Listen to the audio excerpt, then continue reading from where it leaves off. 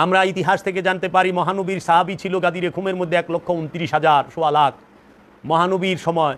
আর এই অখণ্ড ভারতে এই মহানবীর বংশের নূরের আওলাদ, মহানবীর বংশধর, ডাইরেক্ট আওলাদ নূরের সুলতানুল হিন্দ খাজা বাবা, সেই মোহাম্মদী নূর দিয়েই এই অখণ্ড ভারতে 92 লক্ষ মুসলমান বানিয়েছেন।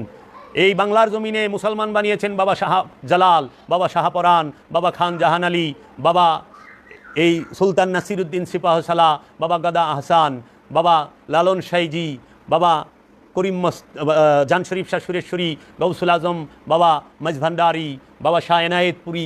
এইরকমভাবে বাংলার জমিনে অসংখ্য ওলি আল্লাহ তাহারা মুসলমান বানিয়েছেন। এই অখণ্ড ভারতে, এই কলকাতা বাংলাদেশে মুসলমান বানিয়েছেন সুফি ফতে আলী ওয়াইসি।